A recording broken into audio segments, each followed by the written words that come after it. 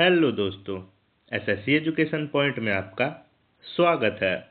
तो आज के इस वीडियो में हम आरआरबी एनटीपीसी एग्ज़ाम के 15 जून वाले फर्स्ट शिफ्ट के जीके जीएस प्रश्नों का सटीक एनालिसिस करेंगे।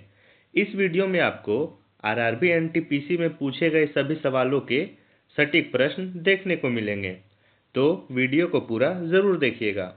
और अगर आप चैनल पर नए हैं तो चैनल को सब्सक्राइब ज़रूर कीजिएगा। तो चलिए शुरू करते हैं सभी प्रश्नों को। तो पहला प्रश्न था, दीर्घ दृष्टि दोष को ठीक करने के लिए कौन सा लेंस का उपयोग किया जाता है? तो दूरदृष्टि दोष को ठीक करने के लिए किस लेंस का प्रयोग किया जाता है? अवतल लेंस का प्रयोग किया जाता है, उत्तल लेंस का प्रयोग किया जाता है, द्विफोक्सी लेंस का प्रयोग किया जाता है, या फिर इनमें से किसी का प्रयोग नहीं किया जाता है? तो दूरदृष्टि दोष को ठीक करने के लिए उत्तल लेंस का प्रयोग किया जाता है। तो इसका सही जवाब हो जाएगा ऑप्शन नंबर 2, उत्तल लेंस। अगला प्रश्न दिया हुआ था, गुप्तोत्तर काल यानी कि गुप्त काल के बाद सोने के सिक्कों का प्रचलन में भारी कमी आने का मुख्य कारण क्या था? तो गुप्त काल के बाद सोने के सिक्कों में भारी कमी आने का मुख्य कारण क्या था? सोने की खान का नष्ट होना, अंतर्राष्ट्रीय व्यापार में गिरावट और रोमानी व्यापार का अंत, कागज की मुद्रा का प्रचलन, या फिर गुप्त राजाओं द्वारा सिक्का बंद करना। तो गुप्त काल के बाद सोने के सिक्कों में प्रचलन में भारी कमी आने का कारण जो था वो था अंतर्राष्ट्रीय व्यापार में गिरावट तथा रोमान व्यापार का अंत। तो इसका सही जवाब हो जाए ऑप्शन नंबर 2। अंतर्राष्ट्रीय व्यापार में गिरावट और रोमान व्यापार का अंत के कारण सोने के सिक्कों का प्रचलन में भारी कमी आई थी। अगला प्रश्न दिया हुआ था, वर्तमान में राष्ट्रमंडल के महासचिव कौन है? तो कौन है राष्ट्रमंडल के महासचिव वर्तमान में? सरली अयोकर बोचवे है, प्रशांत किशोर है, नंदन विश्वकर्मा, या फिर निखिल बनर्जी है? तो वर्तमान में राष्ट्रमंडल के महासचिव है सरली अयोकर बोचवे। तो इसका सही जवाब हो जाए ऑप्शन नंबर 1, सरली अयोकर बोचवे। अगला प्रश्न दिया हुआ था, भारतीय संविधान का 89वां संशोधन अधिनियम किस वर्ष पारित किया गया था? तो किस वर्ष पारित किया गया था 89वां संविधान संशोधन? 2003 में किया गया था, 2001 में किया गया था, 2002 में किया गया था, फिर 2004 में किया गया था। तो भारतीय संविधान का जो 89वां संशोधन अधिनियम है वो वर्ष 2003 में पारित किया गया था। तो इसका सही जवाब हो जाएगा ऑप्शन नंबर 1। अगला प्रश्न दिया हुआ था, भारतीय संविधान के किस अनुच्छेद के तहत भारत के महान न्यायवादी के पद का प्रावधान किया गया है? तो भारतीय संविधान के किस अनुच्छेद के तहत भारतीय महान न्यायवादी का पद प्रावधान किया गया है? अनुच्छेद 82 के तहत, अनुच्छेद 80 के तहत, अनुच्छेद 78 के तहत, या फिर अनुच्छेद 76 के तहत? तो अनुच्छेद 76 के तहत जो है वो भारत के महान न्यायवादी का पद प्रावधान किया गया है। तो इसका सही जवाब हो जाए ऑप्शन नंबर 4, अनुच्छेद 76। अगला प्रश्न दिया हुआ है, भारतीय संविधान का कौन सा अनुच्छेद उच्च न्यायालय को अधीनस्थ न्यायालयों पर नियंत्रण रखने का अधिकार देता है? तो कौन सा अनुच्छेद है जो उच्च न्यायालय को अधीनस्थ न्यायालयों पर नियंत्रण रखने का अधिकार देता है? तो अनुच्छेद 235। अनुच्छेद 235 के तहत जो है वो उच्च न्यायालय को अधीनस्थ न्यायालयों पर नियंत्रण रखने का अधिकार देता है। तो इसका सही जवाब हो जाए ऑप्शन नंबर 2। अगला प्रश्न दिया हुआ था, श्रीनगर के प्रसिद्ध डल झील में आयोजित पहले खेलो इंडिया वाटर स्पोर्ट्स फेस्टिवल 2025 का समग्र विजेता कौन सा राज्य था? तो 2025 का विजेता राज्य कौन सा था खेलो इंडिया वाटर स्पोर्ट्स फेस्टिवल का? ओडिशा था, केरल था, मध्य प्रदेश था, या फिर जम्मू कश्मीर था?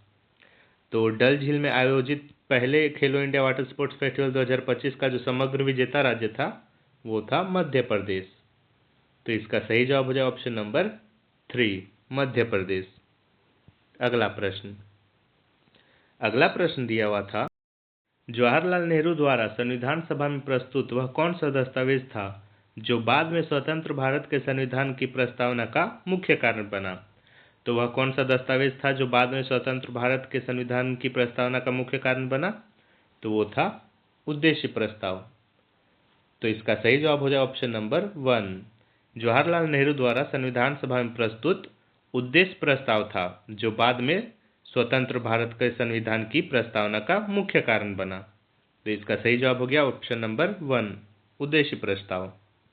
अगला प्रश्न दिया हुआ है, बलवंत राय मेहता समिति ने भारत में कितने स्तरों वाली पंचायती राज प्रणाली की स्थापना का प्रस्ताव दिया था। तो कितने स्तरीय पंचायती राज प्रणाली की स्थापना का प्रस्ताव दिया था बलवंत राय समिति ने? 1 स्तरीय, 2 स्तरीय, 3 स्तरीय या फिर 4 स्तरीय। तो इसका सही जवाब हो जाए ऑप्शन नंबर 3, 3 स्तरीय। बलवंत राय मेहता समिति ने भारत में 3 स्तरीय पंचायती राज प्रणाली की स्थापना का प्रस्ताव दिया था। तो इसका सही जवाब हो जाएगा ऑप्शन नंबर 3। अगला प्रश्न दिया हुआ था, नई निर्वाचित लोकसभा में प्रोटेम स्पीकर यानी कि सामयिक अध्यक्ष को पद की शपथ कौन दिलाता है। तो प्रोटेम स्पीकर को पद की शपथ कौन दिलाता है? राष्ट्रपति दिलाता है, उपराष्ट्रपति दिलाता है, लोकसभा अध्यक्ष दिलाता है या फिर मुख्य न्यायाधीश दिलाता है। तो प्रोटेम स्पीकर को जो शपथ है वो राष्ट्रपति दिलाता है। तो इसका सही जवाब हो जाए ऑप्शन नंबर 1। अगला प्रश्न दिया हुआ था, मलेरिया किस प्रकार के रोगजनकों द्वारा होता है। तो मलेरिया किसके द्वारा होता है? विषाणु के द्वारा होता है, जीवाणु के द्वारा होता है, प्रोटोजोआ के कारण होता है या फिर कवक के कारण होता है। तो मलेरिया जो है वो प्रोटोजोआ के कारण होता है। तो इसका सही जवाब हो जाए ऑप्शन नंबर 3, प्रोटोजोआ के कारण मलेरिया होता है। अगला प्रश्न दिया हुआ था, आंध्र प्रदेश में की जा रही दक्षिण एशिया की पहली समर्पित क्वांटम वैली का आधिकारिक नाम क्या है। तो दक्षिण एशिया की पहली समर्पित क्वांटम वैली का आधिकारिक नाम क्या है? Visakhapatnam quantum valley, Amaravati quantum valley, Tirupati tech valley या फिर विजयवाड़ा डिजिटल वैली।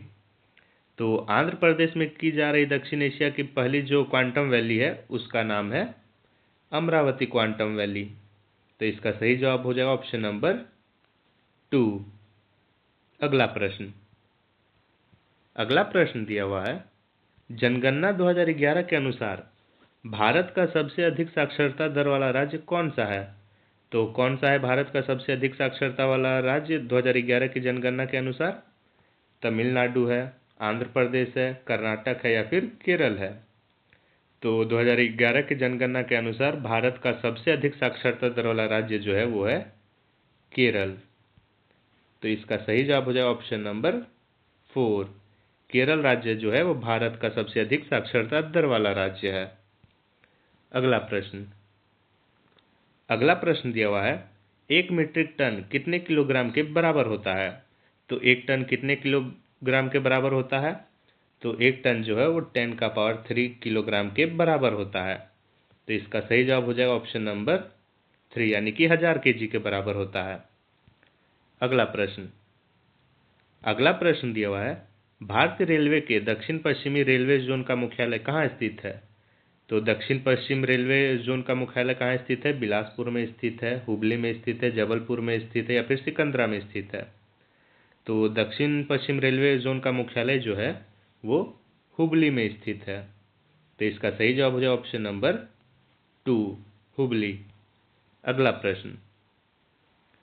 प्रश्न दिया हुआ है, कंप्यूटर की वह विशेषता क्या कहलाती है जिसके तहत वह बिना किसी मानव हस्तक्षेप के दिए गए निर्देशों के अनुसार स्वचालित रूप से कार्य करता है। तो क्या कहलाता है कंप्यूटर की यह विशेषता? तो यह विशेषता जो है वो स्वचालन कहलाता है। तो इसका सही जवाब हो जाए ऑप्शन नंबर 3, स्वचालन के द्वारा जो है वो बिना किसी मानव हस्तक्षेप के दिए गए निर्देशों के अनुसार स्वचालित रूप से काम करता है कंप्यूटर। अगला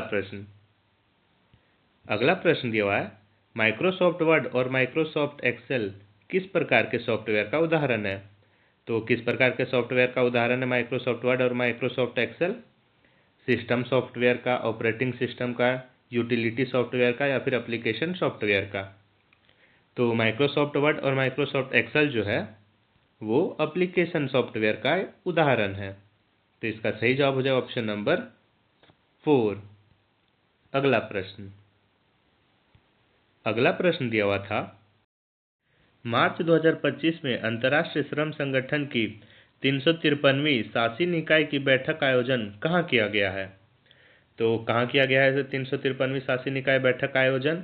न्यूयॉर्क में किया गया है, पेरिस में किया गया है, जिनेवा में किया गया है, फिर नई दिल्ली में किया गया है।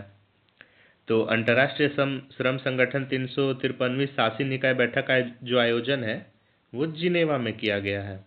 तो इसका सही जवाब हो जाए ऑप्शन नंबर 3, जिनेवा। अगला प्रश्न दिया हुआ था, फोटोग्राफी में मुख्य रूप से किस रसायन यौगिक का उपयोग किया जाता है? तो किस रसायन यौगिक का उपयोग किया जाता है फोटोग्राफी में? सोडियम क्लोराइड का उपयोग किया जाता है, सिल्वर ब्रोमाइड का, पोटेशियम नाइट्रेट का, या फिर कैल्शियम कार्बोनेट का? तो फोटोग्राफी में जो मुख्य रूप से सिल्वर ब्रोमाइड का उपयोग किया जाता है। तो इसका सही जवाब हो जाए ऑप्शन नंबर 2। अगला प्रश्न दिया हुआ था, भारत में कौन सा तटीय क्षेत्र बड़े पैमाने पर पाए जाने वाले लैगून और खारे पानी के बैक वाटर्स के लिए दुनिया भर में प्रसिद्ध है? तो भारत का कौन सा तट है जो कि लैगून और खारे पानी के बैक वाटर्स के लिए दुनिया भर में प्रसिद्ध है? कोंकण तट है, मालाबार तट है, विशाखापत्तनम तट है, या फिर कोच्चि तट है? तो कौन सा तट है? तो मालाबार तट है। तो इसका सही जवाब हो जाएगा ऑप्शन नंबर 2। भारत का जो मालाबार तट है वह क्षेत्र के बड़े पैमाने पर पाए जाने वाले लैगून और खारे पानी का बैकवाटर्स के लिए दुनिया भर में प्रसिद्ध तट है।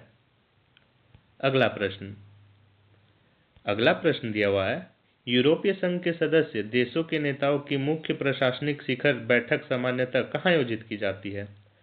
तो कहाँ आयोजित की जाती है प्रशासनिक शिखर बैठक? सामान्य तौर पर जिनेवा में की जाती है, पेरिस में की जाती है, ब्रुसेल्स में की जाती है, फिर रोम में की जाती है। तो यूरोप संघ के सदस्यों देशों के नेताओं का मुख्य प्रशासनिक शिखर बैठक जो है वो सामान्यतः ब्रुसेल्स में की जाती है। तो इसका सही जवाब हो जाए ऑप्शन नंबर 3। अगला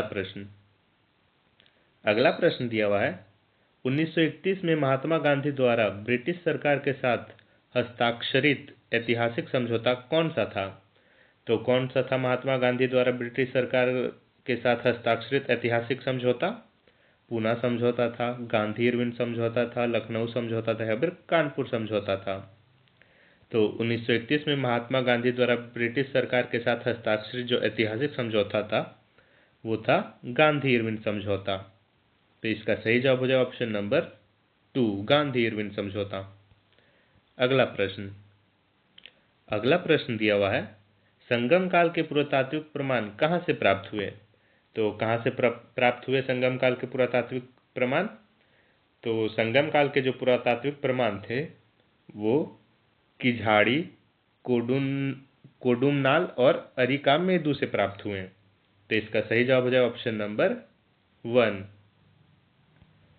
तो आज का जो प्रश्न है वो यहीं समाप्त होता है। ये थे आरआरबी एनटीपीसी के 15 जून वाले फर्स्ट शिफ्ट के सभी जीके जीएस के प्रश्न। और डेली ऐसे ही आरआरबी एनटीपीसी के एनालिसिस को पढ़ने के लिए हमें सब्सक्राइब जरूर करें। धन्यवाद।